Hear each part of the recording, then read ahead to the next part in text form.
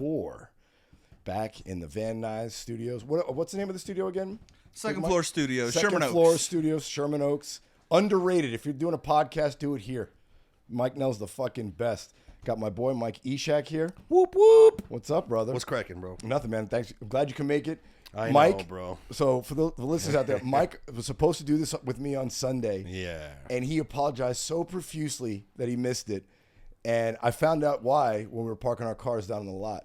So you were on mushrooms at the time? Right when you sent me that? That would have been the best time to have you on the podcast. I was already on my way to go watch Spider-Man with a friend. I completely forgot, bro. It's all good. And I just hope that, that's unlike me. That's why I apologize profusely, bro. I'm the same way. If I make a commitment, I try to live by it. Even if it's something I don't want to do, but I said I would do it, it's like, fuck, I got to go do that. And it wasn't like I didn't want to do it. No, I know, yeah. I had so much going on, and sometimes I just fucking forget to put shit in my calendar. I just need to get on top of it, happens, bro. Dude. We're comics. We're fuck-ups by nature. Right? Yeah, bro. I'm trying to reel it in, man. I'm trying to reel it in. So how was the show on mushrooms, the movie? Oh, it was good, but also because it's an animation. Yeah. It's the animation Spider-Man. Okay. And Spider-Verse or whatever they call it? Yeah. It's the second installment.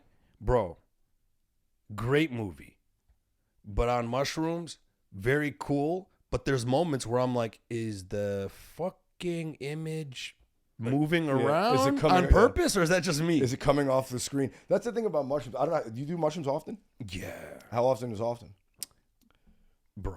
I'm just curious. I mean, I'll tell you how often I do them. I'll tell you how often I do them. I am a psychonaut, you would call. Someone who loves to take psychedelics. So do I. They're great. So right now, I haven't gone deep anymore because I had this super deep trip a few years ago, and for some reason, I'm like, I have my fill. Okay. Now I microdose every so often. So Okay, maybe like 3 times a week I'll microdose. Okay. I've never gotten into the microdosing yet. I should give it a try. But It's great. Look, I love mushrooms. I always tell people it's the only drug I've ever done that absolutely makes me a better person, without question. Same. You know what I'm saying? Same. I feel better. I'm more grounded, but I also behave better. Sure. I don't. It's not like you want to do a lot.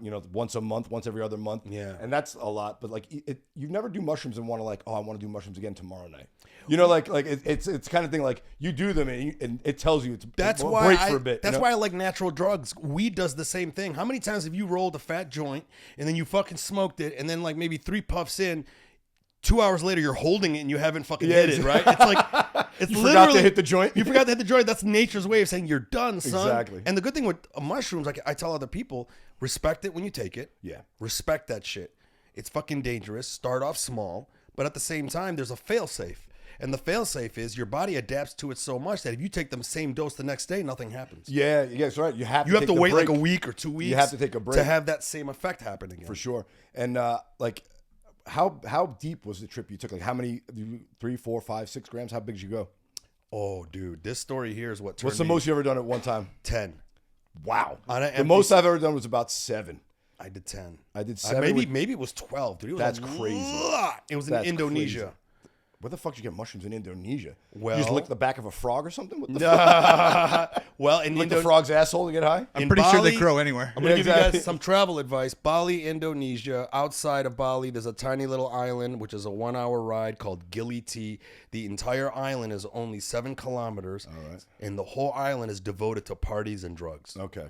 So you can get whatever fuck you want there. I mean, mushrooms is so prevalent there that if you walk into like a 7-Eleven, the guy at the register will fucking be like, "Oh, you want me to mix that with mushrooms?" That's fucking and he has like, sick. and he has a blender there, so he can like mix it with That's mushrooms. If you get like a salad, they'll be like, if you roll in with mushrooms in your hand, Yeah.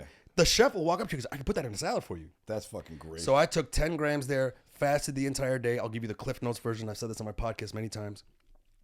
I astral projected out of my body. Yeah. I met this woman in the fucking sky. Oh, wow. Was she hot? She had 3 rows of titties, bro. Well, that sounds hot to me. Yeah. That checks out. All right. That's why part of me was like, is this God? Or now that I'm augmenting this horniness on top of it, I why don't do I know if it's wanna just fuck part God? of my brain. Yeah. I know, exactly, right? So I met her, dude, and long story short, she told me, quit producing reality TV, go back to comedy.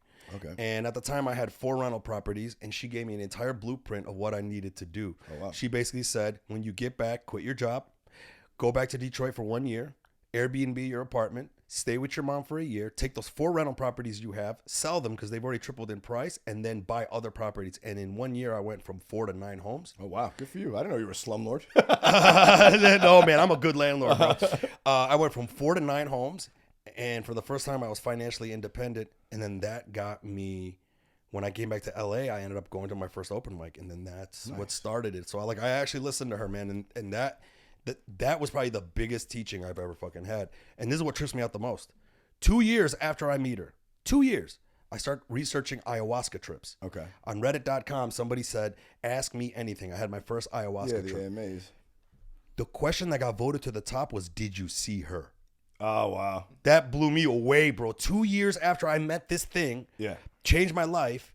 Find out everyone's meeting her. They call her Mother Ayahuasca, and every image Google search that I look up is that. Looks like that woman, yeah. The woman in the stars. Her face is in the stars. She's like, so why is everyone meeting her? Now it's making it more real, you know? Yeah. Well, that's the thing about mushrooms, man. Like, I was raised Catholic, and I'm not a religious guy at all.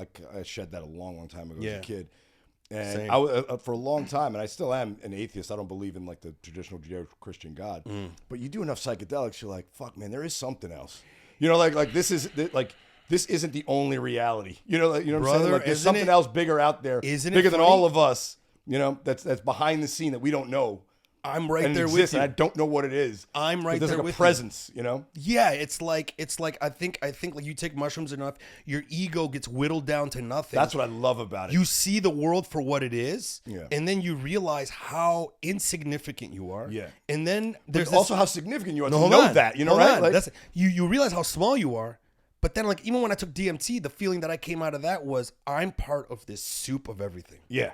Yeah. And this soup of everything, that's that energy I think we're talking about. Exactly. Does that make sense? It does to me. It does to anyone who's ever done fucking psychedelics. Whether that energy is sitting there telling you, don't eat bacon. You know what I mean? Or whatever. But it makes that energy idea, that thing there, more palpable. For sure. Palpable. Palpable. Yeah, you got it right. The mushrooms kicked in. The mushrooms.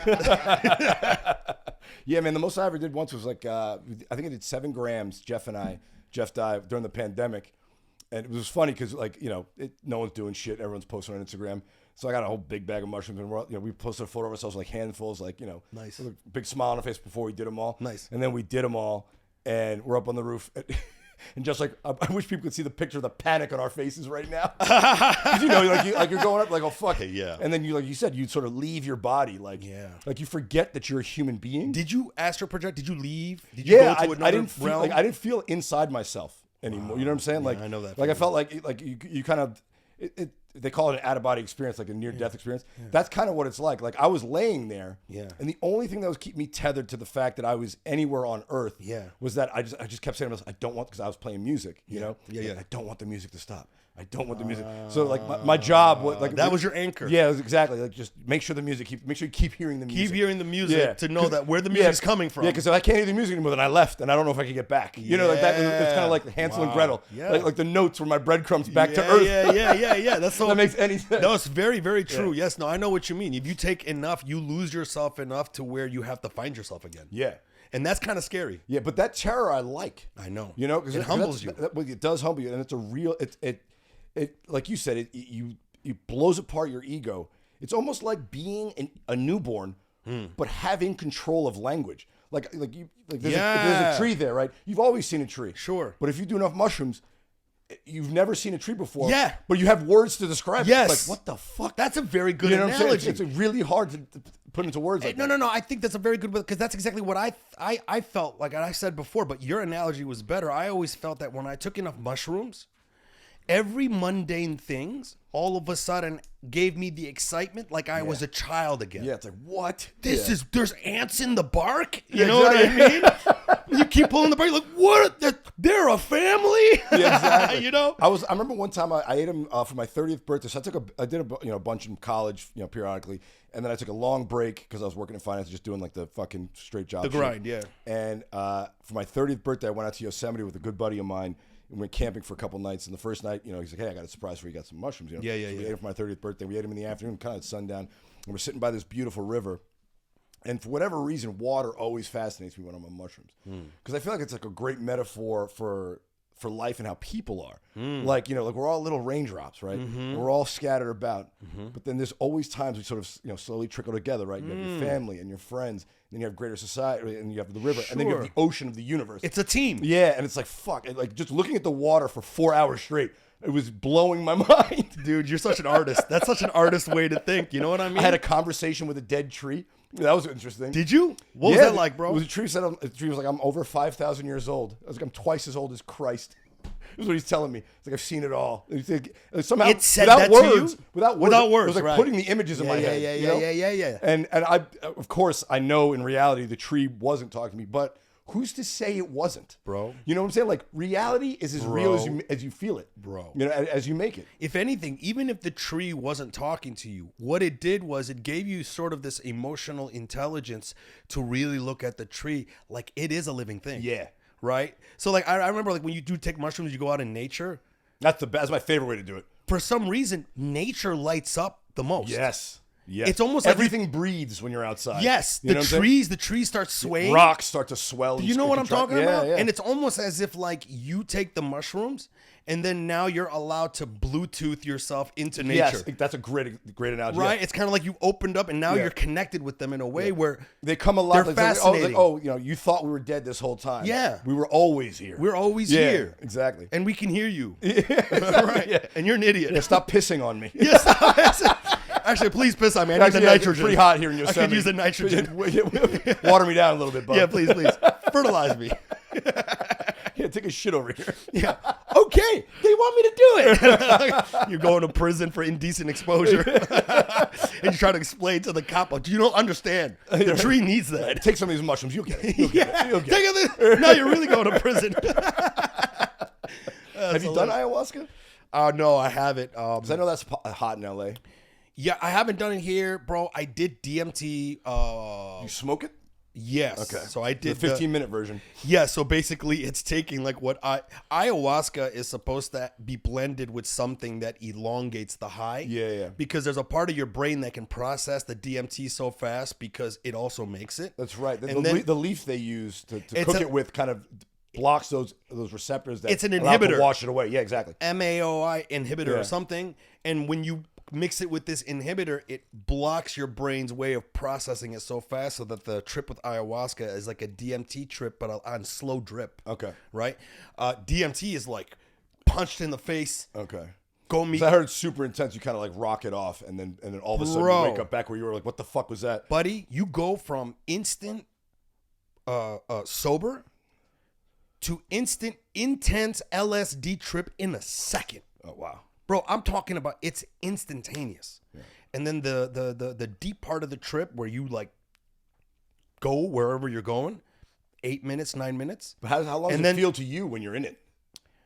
Because I think time gets lost. Here's the thing. Here's the best way to describe it for me. When I went in there, I forgot who I was. I was panicking to find myself again. I didn't know what I was, and time didn't exist. Yeah. But then when you come back, for some reason, when you come back, time assembles itself back again. Yeah, that's what. And then when you're back, you're kind of like, okay, I kind of was gone for 15 minutes. Yeah, I love. But when I was there, bro, yeah, there was no time, and you didn't know when you would be back. I actually love I've done acid and mushrooms. I prefer mushrooms. So I haven't done ayahuasca yet, but I prefer mushrooms as a psychedelic because I like the ride up and the ride down. You know, like it's such a nice warm feeling coming down off mushrooms. Are you sure? Because sometimes my early mushroom trips, the come down was the worst. Really? No, for me the come down was always nice because I feel like it's like coming down with a parachute, whereas it sounds like with ayahuasca or DMT, it sounds like you're fucking shot out and then you're slammed back. Well, you're not super slammed back. You come back and then when you open your eyes, the trip is now augmented. Okay. And it's slowly going away, and then as you're coming out, you can't even form sentences correctly.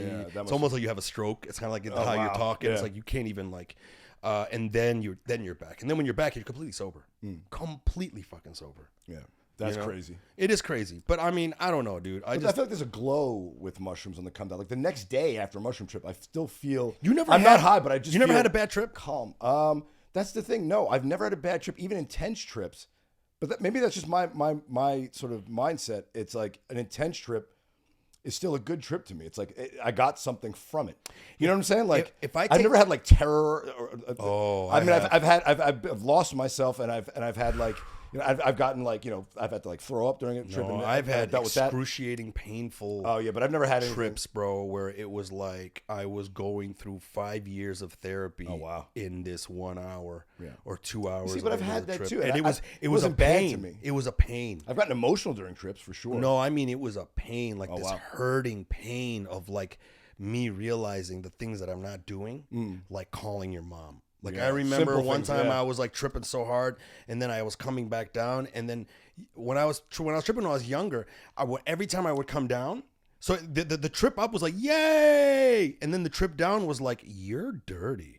Oh wow! You don't clean your fucking room, you fucking pig. Oh, wow. And then I'll be in my room. I'm like, you're fucking right. God damn, how can I fucking live like this, right? So then, judgmental of yourself. So it's my ego coming back together. That's the hard part. Yeah, it's assembling your ego together. So it's assembling itself back together, but yet the other part of you is still aware. Yeah. And then of all the bullshit. But what I find is, no matter how excruciating that part is, the next morning you feel better. You just did 5 years of therapy. That's what I'm saying. I always feel better the next day. You day. feel so good. Yeah. You feel relieved. Yes. Like a huge weight is a off whole you. weight is completely off your nervous system, Totally agree, man. Guys, take mushrooms and watch this again. I've advocated that to anyone who's curious. I tell them, like, give it a I've never met anyone where I said they're not right for you. Right.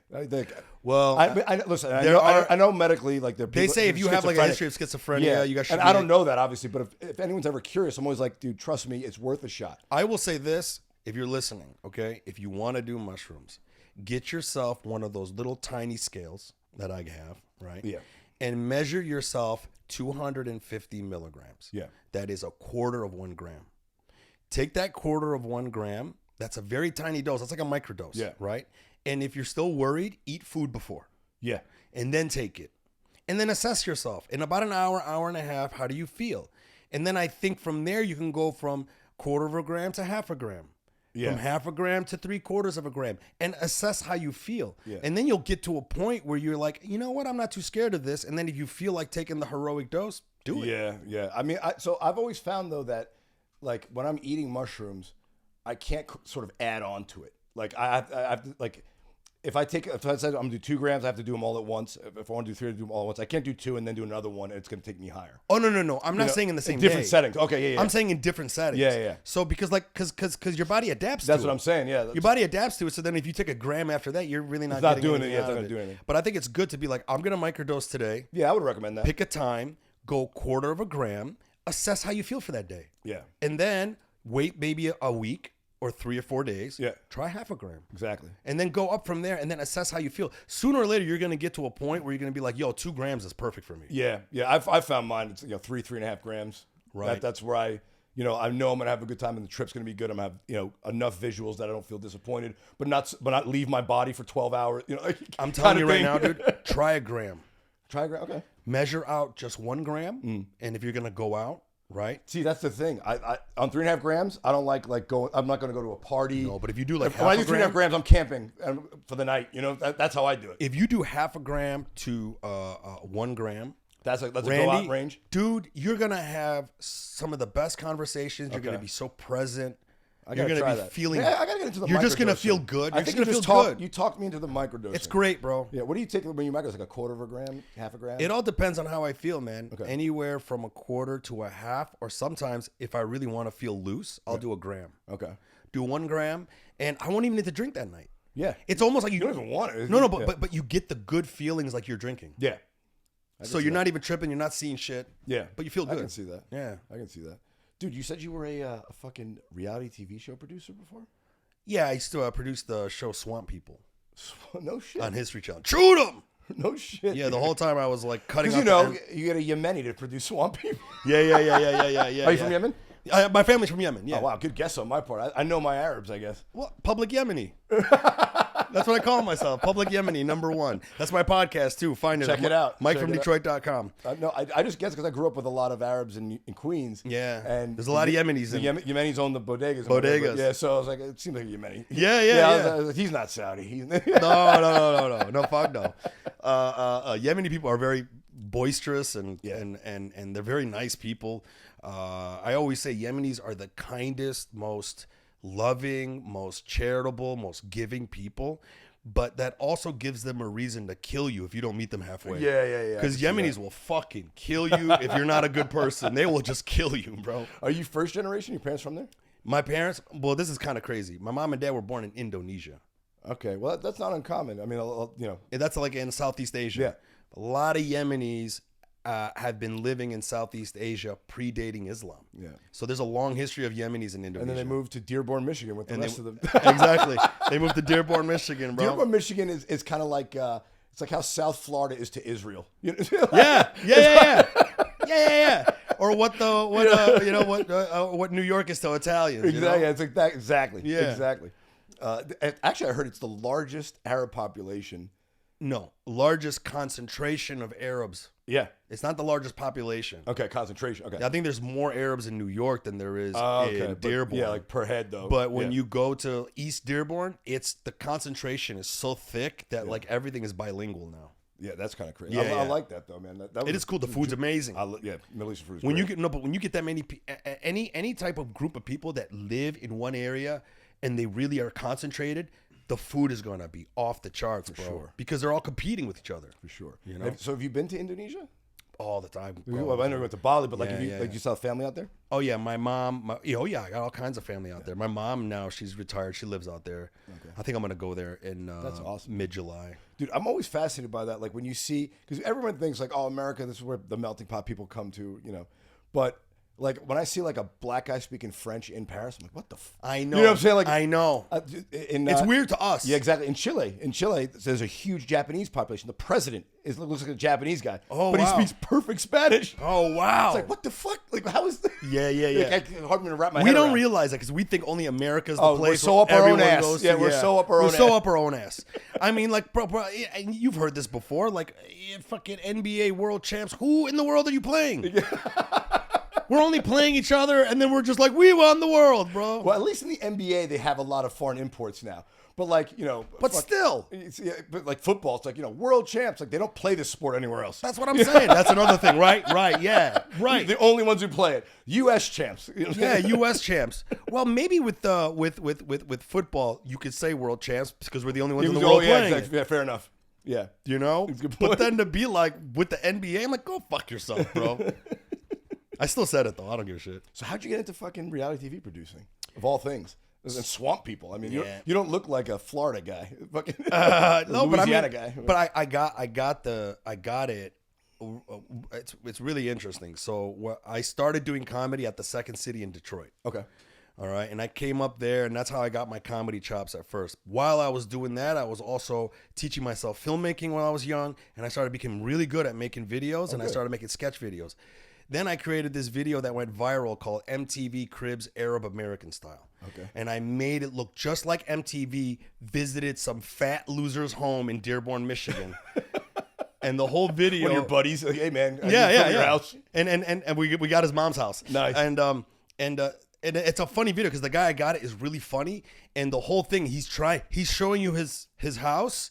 And the whole time he's trying to hide the fact that it's his mom's house. Oh, you know what I mean? Great premise. That thing went fucking viral. Nice. And people thought legit that MTV went there. Okay, and they reached out. So like people in like Dearborn be like, this is the guy who made MTV Cribs. People are like, what the fuck are you talking about? MTV Cribs made that. Like, why would MTV fucking go to some fat loser Arab guy's house and make a video, bro? They did do the Red Man one though. Remember the Red Man video for MTV Cribs? Oh, the apartment. They went to his like flop house. Yeah, in Queens. yeah. That was He had great. the dollar box on top of the But he was fridge. Red Man. Yeah, exactly. It was perfect. Yeah. He was Red Man. So anyways, the whole point is that I made that, and then I made a spin-off of that called The Ed and Mo Show, based off the two characters from the Cribs. And I shot it like a fake reality show. I studied reality shows to see how I could expertly create a fake reality show. Okay. I did it so well that it got an audience on YouTube, and everyone thought it was a real reality show. They thought these guys were real. And then I ended up putting an actual reality star from our hometown who was on the boxing show, The Contender. Yeah. And he was the bad guy in our show, but he played himself, right? He loved the thing so much that he started telling his Hollywood producer buddies. Okay. He's like, yo, man, this guy knows how to fucking make stuff. One time I came here to visit, he got me a meeting with this guy named Adam. And Adam only met me, bro, just as a favor and only just to meet. Yeah. We fucking shot the shit for a half an hour. He's my friend now. As soon as we sat down, we started talking about pussy. It was great. Like, what else are there to talk about? But I mean, we connected right away, man. Yeah. You like pussy? I like pussy. Yeah. We like and pussy. mind you, I'm visiting from Detroit, and all I wanted to do was get a work in Hollywood. Yeah. And after the meeting was over, we hung out for a half an hour. He's like, dude, I got to go back to work. He stood up, he shook my hand, and I didn't let his hand go. Uh-oh, is this going to be a Me Too moment? And then you Me Too to Hollywood. I couldn't let his hand go, bro. And I just looked at him, and I was like, give me a job. Oh, nice. And he busted out laughing. He goes, are you serious? And I'm still holding on to his hand. I'm like, Adam, my flight is supposed to leave in 2 days. I don't want to go. I don't want to go back to Detroit. I'll cancel it. And he goes, you're too overqualified to be a production assistant. I go, I'll fucking take it. Yeah. So I was a production assistant on one of his shows for 2-3 months. Then afterwards, he was like, hey, man. Start moving up the ladder. He goes, thanks for your work. He goes, I'm going to think about you when I do my next show. And he's a man of his word. Good. 2-3 months later, he calls me up. He goes, you want to move to L.A.? I'm the new producer of Swamp People. That's awesome. And then I did that for like 3 years. Nice. You parlayed that into a few homes. Now you're fucking independent doing comedy. I had the homes before. Oh, really? Did you use the military money for that? Nah, man. I was, when I got back from the Marines, because I was a mechanic on these like light armored vehicles in the Marines. Yeah. And then when I got out, I got a really good job at Detroit Diesel since I live in Detroit. That sounds like the coolest gay bar in Detroit. Yeah!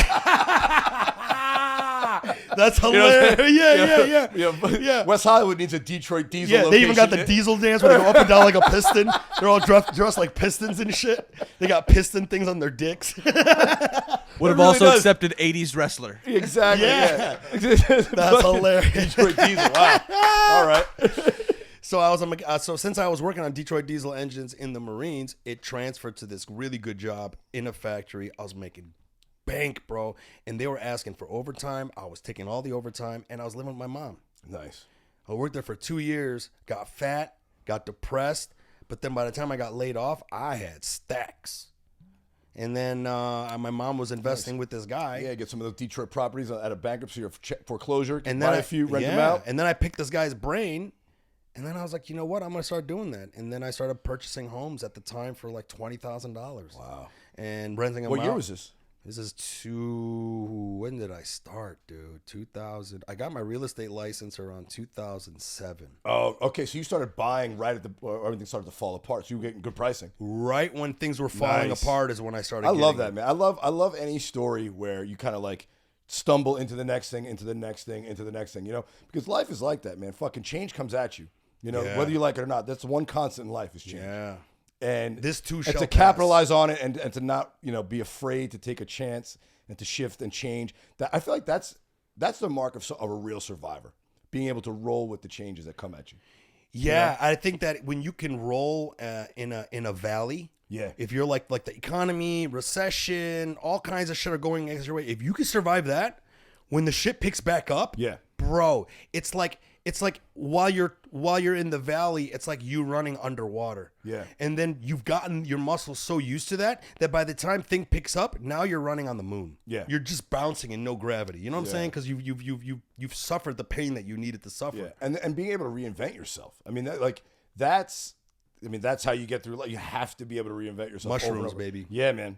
They'll Mushrooms let you know. help me, They'll bro. let you know. You know, they really help me, man. Yeah. But with the whole rental property thing, man, it was honestly, I did it specifically so that I could get to a point where I didn't have to work for someone. Yeah, you just want that month to take that rent. I wanted that so that I could pursue entertainment. That's great. You know? Yeah. I mean, if I had to do, I was in finance for many years and I made good money. I wasn't a millionaire by any stretch, but if I had to do it all over again, I would have spent my extra money buying rental properties because the income stream. You know, cash flow, baby. You know, it's like I'm all about that cash flow. If you can get $6,000-$7,000 a month coming in when you don't have to do shit, bro. I'm at 16 homes. That's great. It's like it's you gotta cut me in, motherfucker. Fuck off. Oh, fuck yourself, bro. Hey, I will say. Where do you own, in LA or somewhere else? No, Detroit. Smart. Yeah, Detroit. The dollar goes a lot farther out there. The rate of your return on your investment is huge, and it's very comfortable because now there's room for error. Right? Somebody steals a furnace, big fucking deal. The house cost me $20,000. Damn, they're stealing whole furnaces out in Detroit now? God damn. Oh, are you serious? I mean, I know they take the copper wiring, but not the whole furnace. Cuz. You have no idea about Detroit, bro. You don't understand Detroit, man. Fucking the whole house is gone. Bro. It's just an empty lot. Like, where'd the house go? There was a guy that I took know. The house. My buddy was working with a contractor, and they were working on this house in Detroit, and they put the armor plates on the windows, on all the windows. They brought armor plates so that it'd be hard to break into the house. They come in the next day. They find out all the copper plumbing is gone. All the furnace, the new furnace, and the hot water tank is gone. They go in the back. They found out that the guys were like, fuck your goddamn armor plating. They fucking chipped away at the bricks around the armor plating so that it fell off, and they just walked in. I'm surprised they didn't take the armor plates. Like, yo, that iron's worth something on Yeah, scrap. they probably... they're too heavy. But they got to get out of there, bro. That's too heavy. Exactly. They got to move. These are crackheads. I know, yeah. They're running. They don't even have cars, bro. Dude, I remember in the late 80s, early 90s, you see a crackhead with like a refrigerator on his back on a bicycle. Yeah. Going to the scrapyard. Like, how is he holding that? Bro, It's the worst amazing. is- one of my friends That was should in be an it. Olympic event. Have crackheads carry shit on a bike. And the most hardest thing's to balance. You know what I mean? Like, you got to balance this wheelchair that's got a lady in it. That's the tandem event. Core strength. Exactly. Oh, dude. I forgot what I was going to say. There was something I was going to say. We're talking about crackheads taking out the iron plating. Oh, speaking of crackheads, man, there was this one investor that I knew that really liked to save a lot of money. So then he hired this guy to paint the house. And when I looked at the guy, I'm like, dude, that guy looks like he's cracked out. Yeah. He's like, no, he'll be fine. I go, how much is he charging? I forgot how much he told me, but I remember I'm like, bro, He's going to steal from serious? you. At that rate, he's going to steal from you. Right? So the guy leaves, right? He comes back later to check on him. The crackhead now is on top of the refrigerator, roller brushing the refrigerator. He roller brushed over everything in the house. He just painted himself on top of the refrigerator? Yeah. He just kept painting over everything. He's like, well, I'm painting the fridge. I'm like, what are you painting the fridge for? The whole fucking room is blue. The fridge, the floor, the ceiling, the counters. The guy took it literally. He's like, you said paint the room. You painted the fridge shut? I'm like, that's what you get, bro. That's crazy. That's what you get, man. So how many years did you do in the service? I did 4 years. Okay. Is that like the standard deployment? Yeah, that's the minimum. Some people are able to get 3 years, but there was 4 years and then 4 inactive. Why'd you do this? I mean, I'm always curious to what brought people to the military. Some people are in military families, and some people are like, well, I needed something to do to stay out of jail. Brother, some people are like, my dad was a fucking strict ball buster. Okay. My dad was fucking strict, bro. He fucking wouldn't let me hang out with my friends so much. He'd always have me at home doing chores and working all kinds of fucking shit. Is Arab culture big in education? Yeah. Okay. I was terrible at it. Okay. You know what I mean? So he said, "Fuck it, you're going to the army. You can't go to school. You're going to the army." No. My dad didn't want to join me there. Want me to join the army? He was so fucking strict, bro. I ran away from home and joined the Marines for a vacation. Wow. I'm dead serious. I'm 100% serious. I should write that down. That's kind of funny, but it's true. That's so some married men should do that to get out of their marriage. Yeah. Fuck it, I'm enlisting. Join the fucking Marines, bro. You'll get no pussy, but whatever. Bro, yeah, my dad was such a ball buster. One day. Right at 18, you're like, fuck it, I'm out? Buddy, at 19 years old, my curfew was 9 p.m. That's fucking bananas. No, you don't understand. My mom would always tell my dad, lay off of him. One of these days he's going to run away. Because usually a lot of times, I know like in Arab families, like the boys could have a lot more flexibility than the girls they strict with. Mine was the That's opposite. crazy that he was up your ass My like dad that. My dad treated me like Arab families would treat their daughters. And then he treated my sister like she was a slave. She could not fucking leave the house, bro.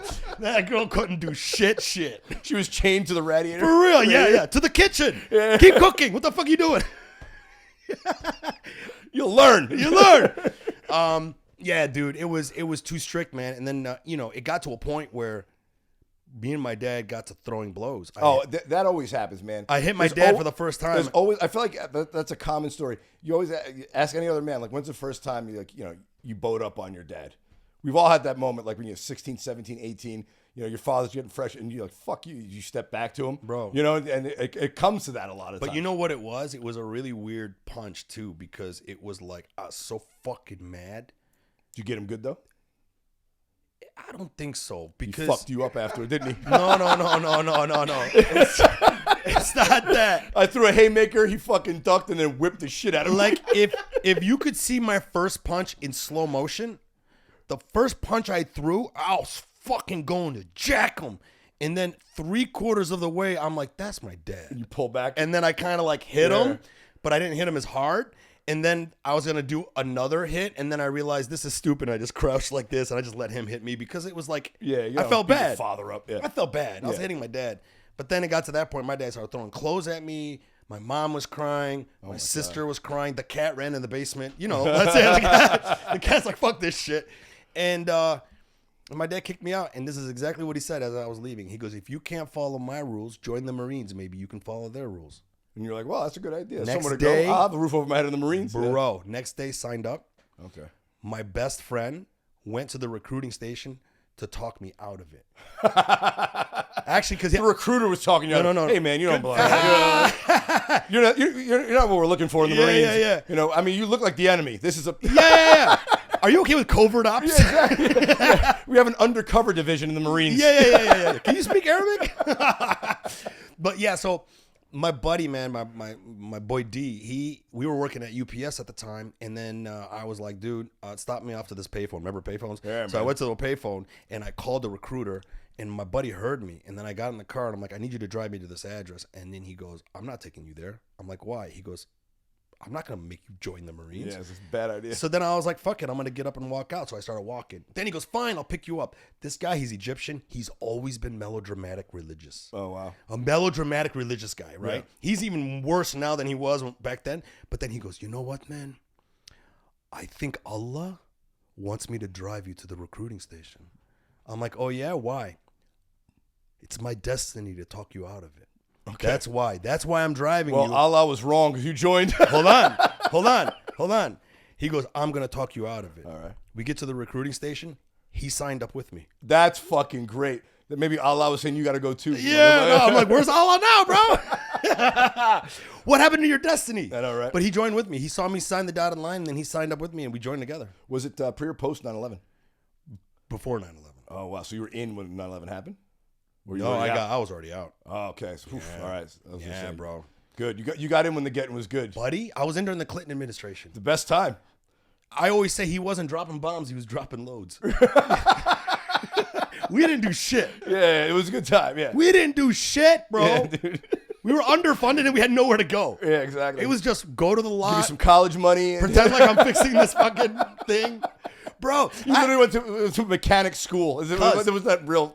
I didn't have shit to do that I ended up fucking putting a PlayStation in my vehicle. Like, I got a PlayStation. I had it hooked up to my vehicle. A Humvee with a PlayStation in it? Yeah. It was like a light armored vehicle, and then the comm helmets would have the sound. Dude, you were like the first, like, you know how the gamers all wear that shit now? Yeah. You invented that shit, son. I suppose, bro. Yeah. And then I got in trouble one time because if you put the switch forward, you broadcast to the... to the battalion, and then if you go backwards, you're broadcasting to only the people in the car, in the vehicle. Well, I had one that had a loose thing, and every time I'm playing the Grand Theft Auto 1, where it's like the top view, and then they're trying to have comms, and they just hear pew, pew, pew. Like, what the fuck is that? I'm like, I don't know, bro. We need to do shit. How was basic, dude? Because I feel like it was rough. I lost 60, 70 pounds. Wow. I mean, that's the thing. It gets you in great shape, but I feel like some of that shit, like, they do it just to fuck with you. Like, I'll do anything if you give me a good reason. But a lot of military and basic training is just because I said so. Yeah, there's a lot of that. They're trying to break you down to take orders because it's important, man. If you're a Marine... Well, yeah, if you're under fire, you don't want to start asking questions. Dude. That's a bad time to start getting questionable. This is how they train us. They train us to this. If you're the leader and we're in a fucked up situation... And the only way that we're going to get out of here is someone needs to strap a bomb onto themselves and jump on that fucking tank and sacrifice for the platoon. Yeah. If you get that order, you don't even think. Yeah. You just, Dad, you're going to die now. That's it. Yeah. And you do it. And honestly, it's probably the best way to go. I don't want to be maimed. I want to, like, I think about this, like, yeah, if you think about it, like if, you know, World War III breaks out and the nukes are coming, I want one to land right on the top of my fucking head. For real. I don't want to be eating cat food out of a can in the Arizona desert for 3 years before I die of radiation poisoning. Yeah, and then eyeballs growing out of your arm and shit. Fucking, what the fuck? Just get me quick. Yeah, for real. Just right here, satellite. Right here, bro. I'm trying to run under it. Yeah. You're following the laser. Where's it going? Fuck yeah, bro. Did you like it though? Was it worth it after all that? Buddy, it was great. Good. It was. I mean, there was a lot of bullshit, of course. There's tons of bullshit. But man, I joined at the right time, and I got a lot of good skills and discipline, and I bet you made a ton of great friends. I mean, I'm still in touch with them, bro. That's the thing about something like that. That's why I like fraternities and hazing, or like anytime anytime you're in a group going through a horrible situation, sure, it really bonds the group together, buddy. You know what I'm saying? 100%, for sure. Yeah, I'm still good friends with them, and anytime I see them, it's like we pick up right where we left off. That's no matter how many years it is. That's how you know you have a real, true friend. I don't even need to hear from you all the time. That's what I'm saying. I haven't seen you in 6 years. Yeah, and the conversation picks up where it ended. Yeah, it's the best, dude. It's the best. Shout out, picked me up. What a name. Yeah. Oh shit, I can't say. Now that I said his name, I can't tell the story. I'll bleep it out. Tell the story. Yeah. Oh yeah? Yeah. Are you sure? For sure. Please. Mark the minute, Mikey. Thanks, bud. I want to hear this. Well, no, it's nothing big, but it's just like, this is some Marine Corps shit. I happened to find a time where I was going to be in Louisiana to see my buddy, while another buddy of mine was also going to be there. So I haven't seen these guys in like fucking 13 years. Wow. And was a cop down there. Oh, man. How many times are you going to make me bleep his name, dog? Oh. I'm going to leave that in the clip. all their names. Block them out. So my two Marine buddies were going to be in this area, and the motherfucker picks me up in a police cruiser. Yes. I fucking love that shit. Straight out of fucking... out of what? That movie with the fucking... the Zach Galifianakis and Hangover. Yeah. Well, he was a really cop though. It wasn't he's a cop. Yeah. But this is how you know you're in Louisiana. We get there. He gives us the key to his cruiser. Sick. He goes, I gotta get dressed for work.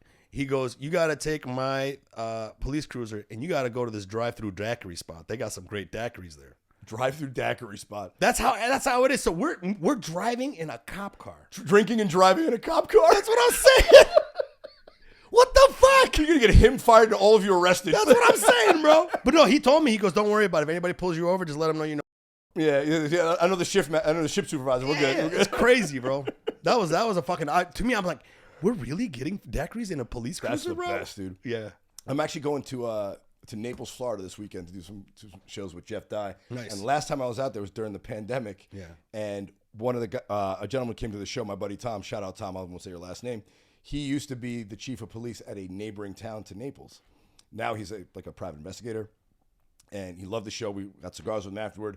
He's introduced me to all the Naples cops because he knows them all. Nice. I'm getting friendly with them, fucking around. You look like a cop. I got cop face. You got a cop face. Fucking cop haircut. Your whole head. Exactly. Is a cop head. Yeah, I got cop head. So I'm like, I'm going to try on that flat jacket, trying on their shit. And we're all having a laugh. I'm telling jokes. And they're loving me. They all got my name. They remember me, And at one point, I'm like, hey, let me see that gun. And I went to go grab that. No. Did you joke around? No, I went and I put my hand on it. You literally were going to grab it? Yeah. What the fuck is wrong with you, They all laughed. That's hilarious. They all laughed. And I was out with this guy later. Jeff had run off with somebody or whatever. And we had 4 or 5 buddies in town. And next day we're at lunch talking about, what'd you get into last night? You were hanging out with Tom. You guys ran off, had cigars. I'm like, yeah, you shoot all the cops in town, blah, blah, blah. I'm telling him, tried on the jacket, pull out a gun. Like, man, fucking bullshit, So next night, we go to the cigar bar that Tom took us to. He wasn't there. I was another cigar bar. Let's go to cigars. We got cigars. And it's like a big party scene, so there's a bunch of bars around. There's a bunch of cops. And sure enough, I'm, hey, Randy, what's going on? I'm like, oh, shit, you weren't lying, dude. That's great, bro. So, I love that shit. I know these people. Yeah, bro. So we're going back out this weekend. I can't wait. Nice, bro. Dude, I'm telling you, man, if you're friends with cops, it's great. It is. Cops are good people. Most cops are good people. Most cops are good people, man. I'm like, when I was living downtown Detroit, I knew almost all the cops, man. Sometimes they would just pull me over just to fuck with me. Yeah. You know what I mean? I love that. That's fucking great. The best. Shout out to the crooked cops out there. Yeah. Yeah, to the low moral cops. Yeah. Give me some mushrooms, bro. All right, dude, you want to get into a little news? Let's get into news. All right. Rapper Designer charged with indecent exposure after allegedly masturbating on an airplane. Oh. Yeah. Wow. The rapper Designer was charged Monday with 1 federal count of indecent exposure on an aircraft after authorities say he was masturbating on a flight from Tokyo to Minneapolis. Who the fuck goes from Tokyo to Minneapolis? It don't take that long to masturbate either, bro. What the fuck is wrong with you? Why? Was he in there the whole time? He got, it's punishable by up to 90 days in jail and a $500 fine. Wait. Okay, no, go ahead. I'm sorry. Yeah. He said he had a mental health problem. He said, mental health problems are real, guys. I'm sorry. Was his comment.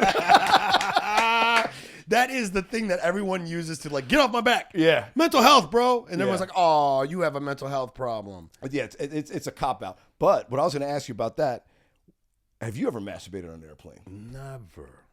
I don't think I've ever felt like masturbating on an airplane. Because it's pretty fucking dirty. Even when I was really young, I remember when I was really young, bro, when I was a teenager, I had to jerk off everywhere, every time. I used to like work at the grocery store, bro. Every fucking 15 minutes, I was like, I'm gonna go in the bathroom and jerk off, that was bro. my next question to you. Have you ever jerked off at work? Yeah. When I was young, I was just cum was constantly being made. You know, so I just had to get. You got to get rid of it. You know what I'm saying? Now I can wait a couple. You throw out the days. garbage when it's full. Yeah, exactly, right? I can't even think straight. I can't face these cans in the aisle when I'm Retail? Fucking, you know what I I'm know. retail? The fuck? Dude, yeah, you got to masturbate at work, especially if you hate your job. Dude, I've masturbated at work because they didn't pay me enough to not to jerk off on my own time. You know what I'm saying? Like, So you want to get paid? Yeah, I don't make enough money to be masturbating on my own time. I'm That's masturbating on your time. hilarious. Well, all that. But how old were you? That you were the oldest that you jerked off at work?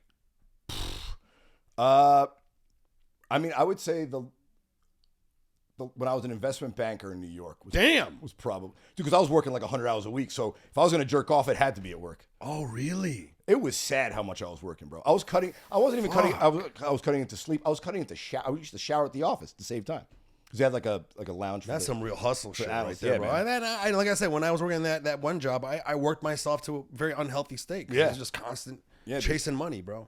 It really takes it out of you. I've always tell people like the jobs that people want don't pay that much to start. Yeah. It's the jobs that like oh, you're making I think my base salary when I got out of college in 2001, I was an investment banker, was like $85,000. I think my bonus was like the same amount. Oh, wow. Which was a lot of money in 2001. That's fucking great. Right? But per hour, I was making like fucking McDonald's wages. Yeah. You know, like they pay you that money because the job sucks that much. Yeah, because even you go home with work in your head still. There's a reason why PAs on like really hot shows don't get paid shit. Because it's cool to work on a fun set, right? Doing investment banking sucks. They have to pay you $150,000 a year to even consider it. That's got to be stressful. Yeah, it was horribly. So you're like in your 20s, right? Yeah, I did it. So I was in like on Wall Street from 22 till about 30, and then I moved up to Boston. I think the last time I ever jerked off at work was maybe 19. I mean, I jerk off on stage. That's work, right?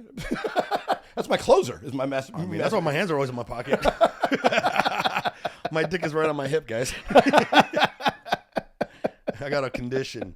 It's a mental health problem. It's a mental health issue. You got to go on Oprah and talk about it. So did that guy get caught in the bathroom jerking off, or he was on his seat? He was at his seat. Okay, that's different. He had like a blanket on him. That's fucking That'd rough. be funny if you jerked off in the thing and then they catch you. Like, okay, how did you know? So yeah, they're filming. It's like, wait a minute. Yeah, I have a lawsuit here. Yeah. You just turn it around on them. The AI can hear the sounds. We know what's happening. We know what's going on back there. Nobody uses that much lotion. He's using the goddamn Purell. Yeah. He's burning his dick. You're not that ashy. What the fuck is wrong with you? All right. Here's one from the New York Post. I was telling you, my favorite newspaper. I only had $40 to my name after my divorce. Now I earn $1,700 a day selling the girlfriend experience. Oh, this is a girl. Yeah. A Perth, Australia woman has revealed she's raking in $1,700 a day after quitting her corporate job to become a professional girlfriend. Lucy Banks said she had just $40 in her name after she ended her marriage. And she became a single mom with 2 kids. So she quit her corporate job and she found her way into becoming a girlfriend for hire.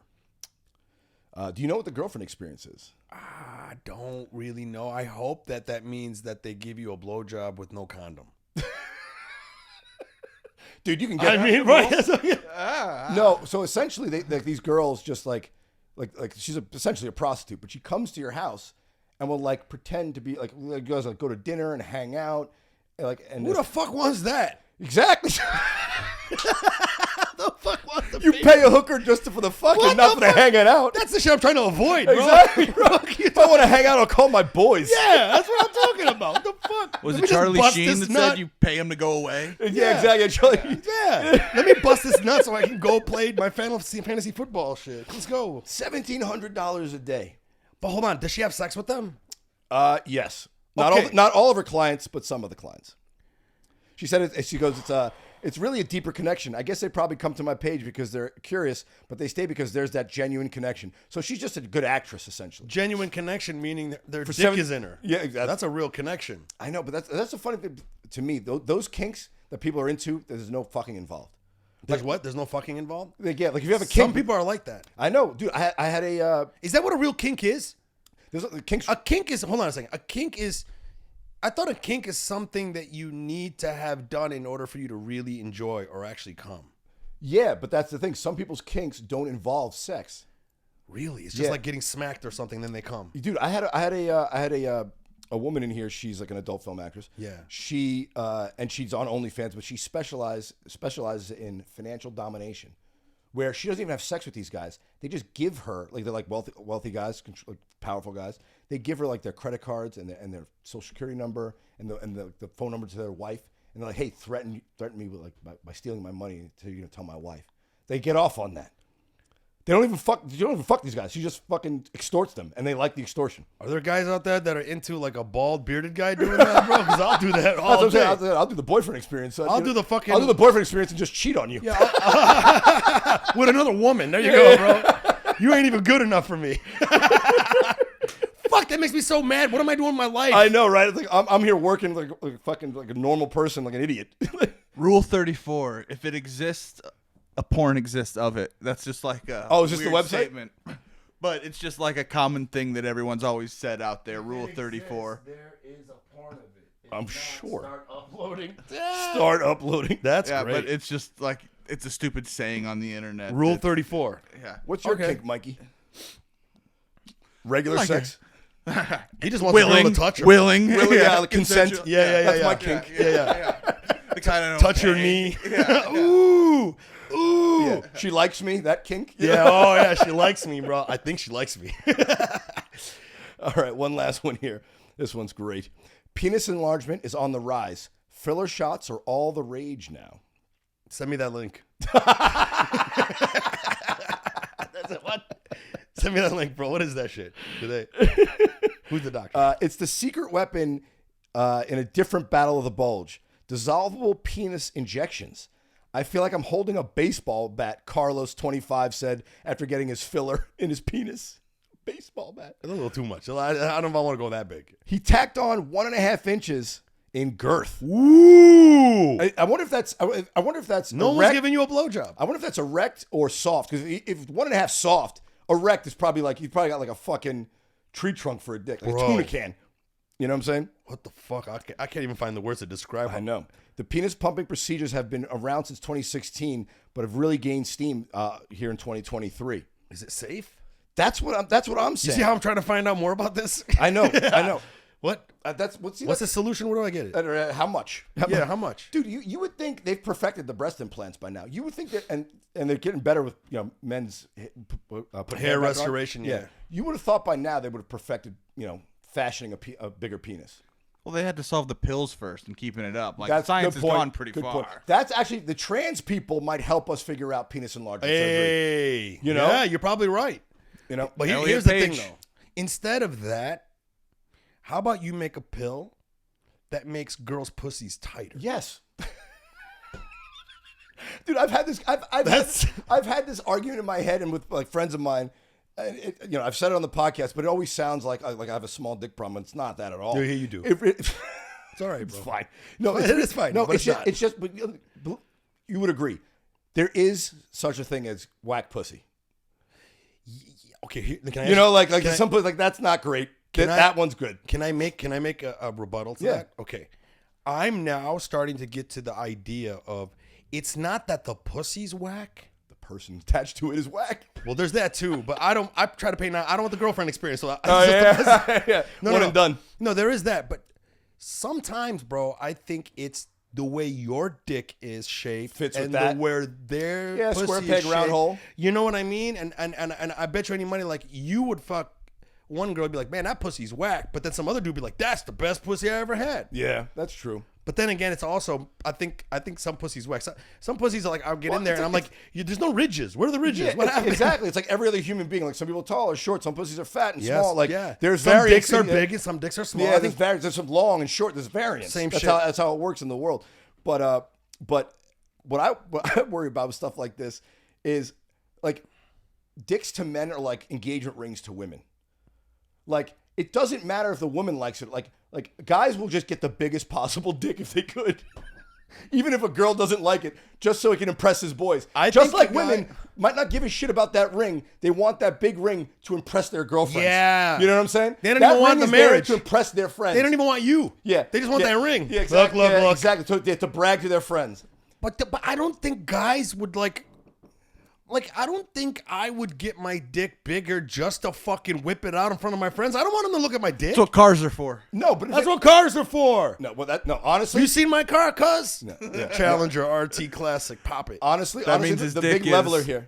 The biggest leveler here is money, right? Having a lot of money doesn't matter how big or small your dick is, how good looking or ugly you are. If you're a man, you got bread, you're gonna. I think when it comes to you as a man, for me, okay, so the guy that would blow his dick out of proportion is either one or two guys. One, he has a mental problem. Yeah, body dysmorphia. Right?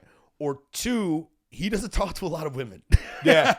Right? Because Yeah. if you talk to a lot of women would be like, if you'd be like, hey, what if my dick, some of them do this, some of them be like, hey, you see that can of beer there? What if my dick was that big? And they'd be like, fuck that. You know? Because, you know. But I'm not going to enjoy that. But if you don't talk to women, in our mind, we're like, yeah, bro, make it the size of a fucking 24 ounce Pabst Blue Ribbon can, bro. Exactly. And it's also part of, it's like, just like women, like, you know, they say, oh, you know, the body image and Cosmo and TV puts it on us.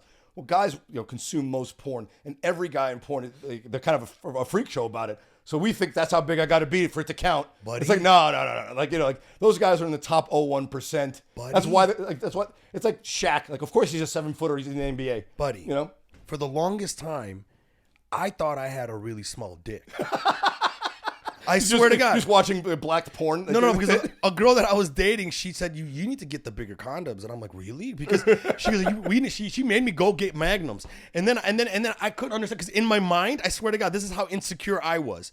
In my mind, I thought if I got a magnum, it would be like putting a garbage bag on my dick, because I had no idea. And then when I thought about it, I'm like, it makes sense because I'm so straight. When's the last time I've seen a hard dick in the same room? Yes. I see him on TV. I see him in porn, but you can't tell. Yeah. Right? It's like the fucking perspective and all that shit. For the longest time through history, too, there was no, like, amateur porn and internet, too. So you only saw, like, 1%. Yeah, you only saw the biggest guys on earth. Yeah, exactly. And if you ever saw a dick in person, he was in the locker room, and if that guy had an erection, he needs not to be there. Yeah, he shouldn't be in the locker room. Get the fuck out of here, bro. Because even to this day, I've not seen an erect dick in front of me. Yeah, it's like, why would you? You know, why would you unless you're going to orgies in the hills? Or like, I never ran a train. I'm not into having another guy in the room. Two girls, yes. Dude, two guys and a girl, fuck that. When I'm having sex with a woman, there's one too many guys in the room. Yeah, for real. Like, I'm like, ugh, my dick. I gotta hire somebody to do a fucking sweep of a 5-mile radius to make sure there's no dudes in for me to get my dick hard. You know what I mean? I gotta look out for mirrors too. Exactly. Yeah, I want to see myself. Look out for mirrors too. For what? Mirrors. Oh, for mirrors. Exactly. Dude, this was fun, man. This was fun, man. I gotta come do yours, man. Yeah. I gotta get you on. I'm scheduling more and more, so I'm gonna hit you up, bro. We got anything to promote? How do people find you? When's this going up? This is going out next Wednesday. Not today, Wednesday. but a week from today. The 5th of July. The 5th of July. All right. Well, if this is coming out the 5th of July, July 6th, I'm going to be in Tampa at Side Splitters with Nick Simmons. Fuck yeah, love that guy. And then 2 days after that, July 8th, I'm in Atlanta. Then I'm taking a little vacation, and then I'll be back headlining the Comedy Store La Jolla August 16th. Sick. And you can get all tickets at MikeFromDetroit.com. I'm also coming to Little Rock, Phoenix, and Tulsa, and more dates are coming soon. Follow me online, Mike from Detroit, on everything. I'm Mike from Detroit on Instagram, Venmo, Pornhub. You know where to find him. You know where to find me. Yeah. And I'll be at CB Live the weekend after the 4th of July, so right after on the 6th. And I know everyone in Arizona. It's the fucking best. Arizona's great. Can't wait to be back. The women are so hot. Forget about it. They're so hot. I got a good 2 weeks. I'm going to Florida and Arizona. Oh, could be worse. Yeah, right. Could be worse. You're gonna come back looking like you're gonna look Yemeni. You're gonna look Yemeni, bro. I'll take you to meet my family. Eid Mubarak. Exactly. All right, guys, that's it for this one. Thanks for doing it, Mike. Love you guys. Check you next week. Peace.